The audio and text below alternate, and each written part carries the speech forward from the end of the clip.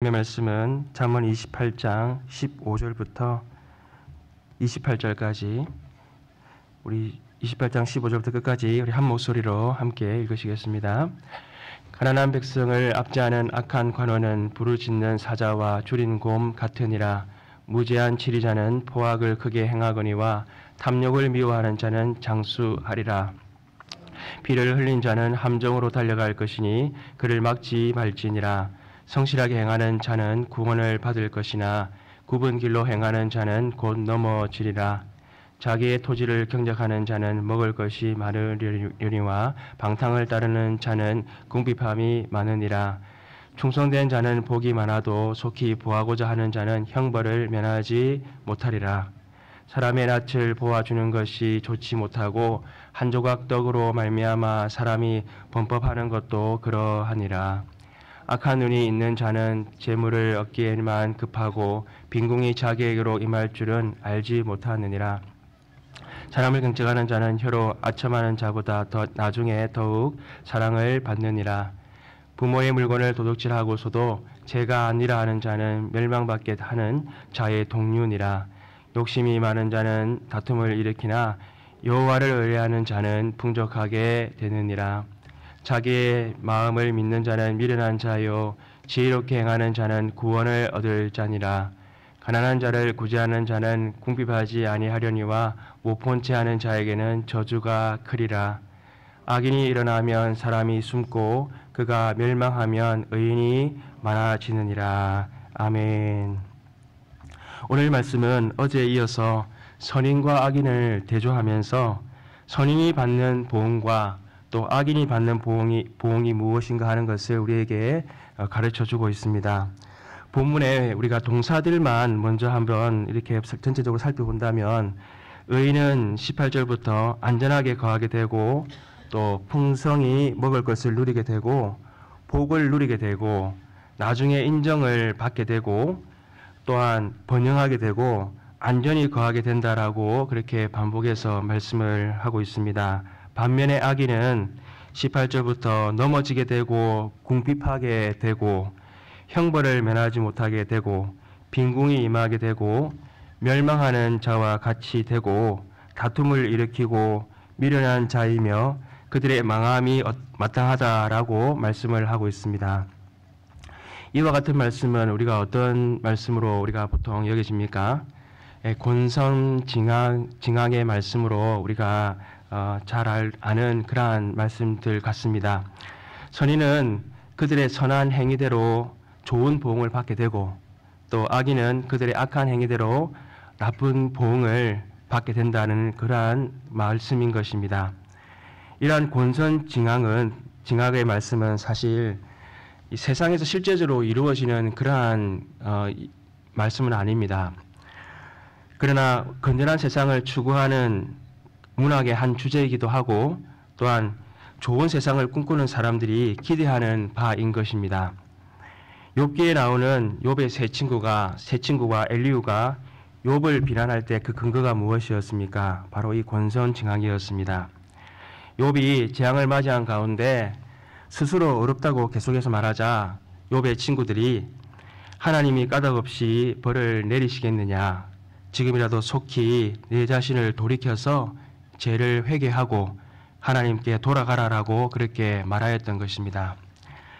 이에 대해서 하나님께서 후에 이 친구들에게 뭐라고 얘기하셨습니까? 욥기 42장 7절에 보게 되면 여호와께서 대만 사람 엘리바스에게 이르시되 내가 너와 내 두 친구에게 놓아노니 이는 너희가 나를 가리켜 말한 것이 내 종 욥의 말과 옳지 못함이다 라고 말씀하셨습니다. 또 이어서 8절에 보게 되면 욥에게 가서 너희를 위해 제사를 드리게 하고 욥이 너희를 위하여 기도하게 하라라고 그렇게 말씀하셨던 것입니다. 사실 곤성징악은 성경적 세계관이 아닙니다. 욥과 같이 하나님이 때로는 의인에게 아무 이유 없이 고난을 주시기도 하시는 것입니다. 그 고난을 통해서 더 믿음의 연단을 만들게 하시고 또 그 믿음을 통해서 더 큰 믿음으로 나아가게도 하시는 것입니다. 욥이 고난을 지나면서 이전에는 내가 하나님을 눈으로 보았지만 이제는 이전에는 내가 하나님을 귀로 들었지만 이제는 내가 눈으로 주를 배웁나이다라고 그렇게 고백하게 되었던 것입니다. 또한 요셉처럼 형들에게 배신당하고 팔려서 노예가 되어서 이방 나라에 가서 종살이를 하게 되었습니다. 그 온갖 그러한 종살이의 고난 가운데에 또 주인에게 오해를 받아서 감옥에까지 갇히게 되었습니다. 그리고 그러나 요셉은 그 어려운 과정을 지나면서 하나님이 함께 하시는 형통이라고 하는 것을 경험하게 되었던 것입니다. 그리고 요셉을 통해서 이스라엘이 거처 할 땅을 마련하게 되었던 것은 바로 하나님께서 요셉을 그 고통 가운데 지나게 하시면서 바로 놀라운 하나님의 역사를 이루게 하시는 과정이었던 것입니다. 그러므로 우리가 오늘 본문에서 나타난 이 권선징악의 말씀을 어떻게 우리는 이해를 해야겠습니까? 바로 우리는 하나님의 나라의 관점으로 이해를 해야 한다는 것입니다. 시편 89편 14절 말씀에 의와 공의가 주의 보좌의 기초라 인자함과 진실함이 주 앞에 있나이다. 바로 의와 공의가 하나님 나라의 기준이 된다는 것을 우리가 생각하면서 오늘 말씀을 우리가 대해야 하는 것입니다. 그런데 어떻습니까? 우리가 살아가고 있는 세상은 우리가 선을 행하고 공의를 행하기에는 너무나 힘든 세상이 아닙니까? 사람들은 선을 행하는 일에는 점점 관심이 없어지고 있습니다. 사회윤리는 뭐라고 얘기를 합니까? 선을 추구하며 함께 더불어 잘 살아가야 된다라고 말씀합니다. 그러나 개인과 기업과 국가는 선을 추구하기보다는 자기의 이익만을 추구하고 성공만을 추구하기에 바쁩니다. 그리고 과정이 어떻든 간에 결과만 좋으면 그것이 좋게 평가되고 또 능력을 인정받는 세상이 바로 요즘 우리가 살아가고 있는 세상인 것입니다. 이러한 세상의 풍조 속에서 성도가 선을 행하며 살아가야 할 이유가 무엇입니까? 그것은 하나님께서 우리를 하나님 나라에 두셨고 또한 우리가 하나님 나라를 이루며 살아가도록 우리를 불러주셨기 때문입니다. 우리가 창세기에 보게 되면 하나님께서 처음 세상을 만드셨을 때에 그 세상은 하나님이 다스리시는 그러한 세상이었습니다. 그런데 아담과 하와가 하나님의 통치를 싫어하여서 자신이 스스로 다스리고자 하여 범죄하여 하나님의 나라는 이 세상에서 깨어지고 말았습니다. 그러나 하나님은 그 하나님의 깨어진 나라를 다시 회복하시기 위해서 성경 전체를 통해서 일하고 계신다는 것을 우리가 볼 수가 있는 것입니다. 먼저 우리가 구약에서 보면 하나님은 이스라엘 백성들을 불러주시고 그들에게 성막과 또 성전을 짓게 하셨습니다. 바로 이 성막을 통해서 하나님의 임재가 나타나고 세상과 구별된 즉 하나님의 거룩하시고 또 하나님의 영광이 임하는 그것을 통해서 하나님이 함께 하시고 다스리시는 나라가 무엇인가 하는 것을 암시적으로 보여주셨던 것입니다. 또한 하나님의 나라는 실제적으로 그리고 구체적으로 예수님께서 이 땅에 오심으로 우리에게 그것을 분명히 알게 해주셨습니다. 예수님의 삶을 통해서 가장 높으신 분이 가장 낮은 곳으로 오셔서 가장 미천한 자들과 함께 거하시고 그들을 섬기시면서 마지막에는 십자가에서 죽기까지 자기 자신을 내어 사랑하는 모습을 보여주셨습니다. 그것이 바로 하나님의 나라의 의와 공의가 무엇인가 하는 것을 우리에게 보여주시고 하나님의 나라가 이제 이 땅에 임하였다는 것을 알게 해주셨던 것입니다. 그리고 오늘날 하나님의 나라는 교회와 또 성도들을 통해서 지금 확장하고 계십니다. 먼저 제자된 우리가 예배를 통해서 하나님을 만나는 은혜와 감격을 통해서 하나님 나라를 경험하게 하시고 또 그 경험한 하나님의 나라를 우리의 삶을 통해서 나타나도록 하고 계시는 것입니다. 우리의 선한 말과 행동을 통해서 하나님이 함께 하심을 나타내시고 또 우리가 증거하는 복음을 통해서 하나님의 나라가 이 땅 가운데 임하여 어둠이 물러가고 하나님의 영광의 나라가 이 땅 가운데 지금도 임하게 하고 계시는 것입니다. 그리고 마지막 날에는 예수님이 이 땅에 다시 재림하실 때에 새하늘과 새 땅을 통해서 온전한 하나님의 나라가 임하게 하시는 것입니다.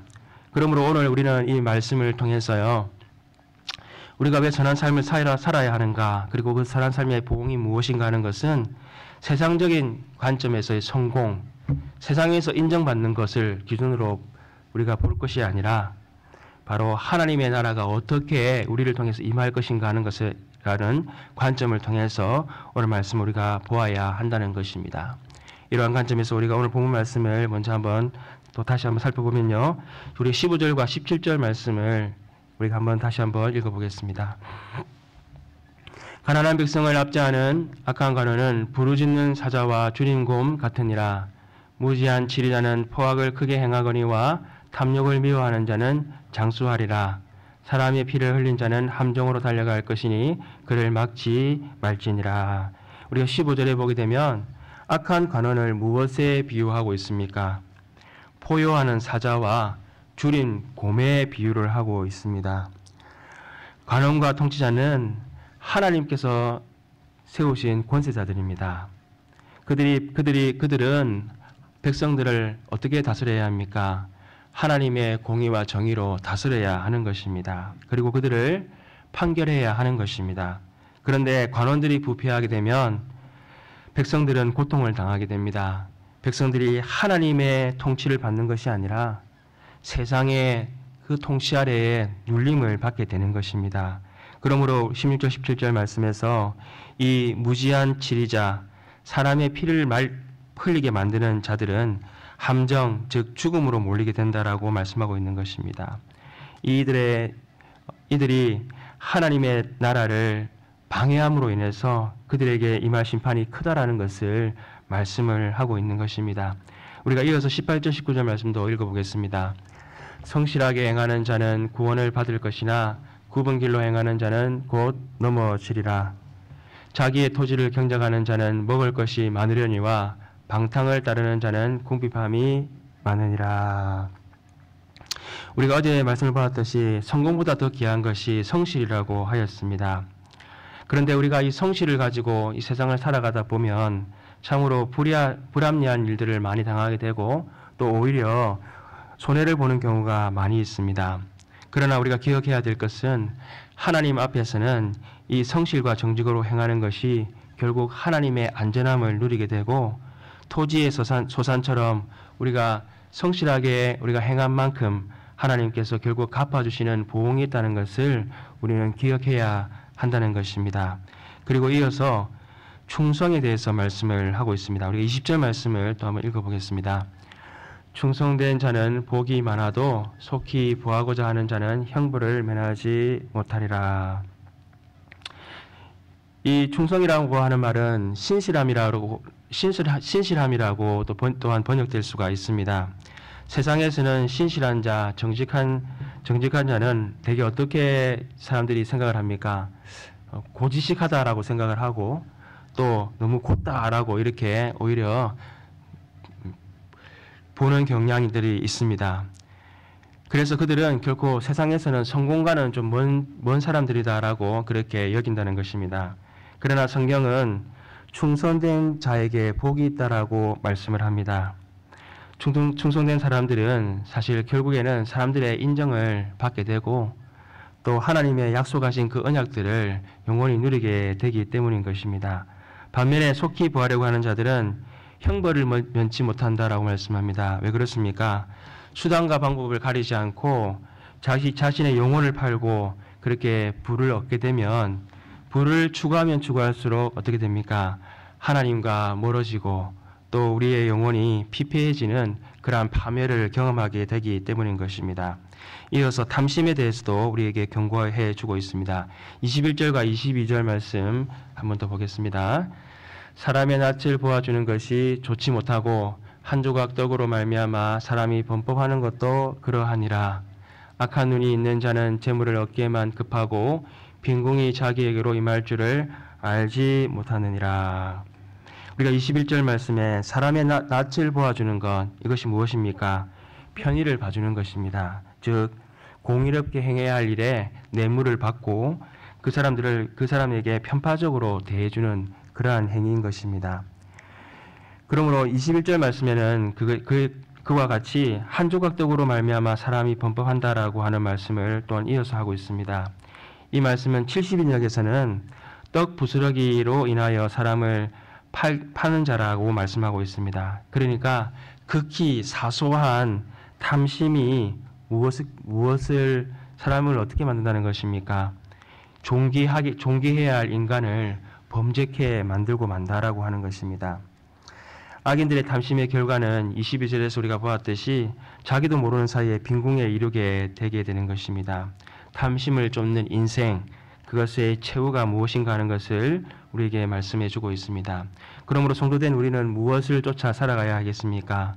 세상 사람들처럼 탐심을 쫓아 살아가는 것이 아니라 마태복음 6장 33절에 말씀하셨던 것처럼 그런즉 너희는 먼저 그의 나라와 그의 의를 구하라. 그리하면 이 모든 것을 너희에게 더하여 주시리라. 우리가 하나님 앞에서 충성되이 살아갈 때에 탐심을 버리고 살아갈고 탐심 대신에 우리가 하나님의 충성 주시는 그런 약속의 말씀을 잡고 충성되이 살아갈 때에 하나님의 모든 은혜와 복을 누리며 살아가는 그것을 얻고 누리는 저와 여러분 되시기를 소망합니다.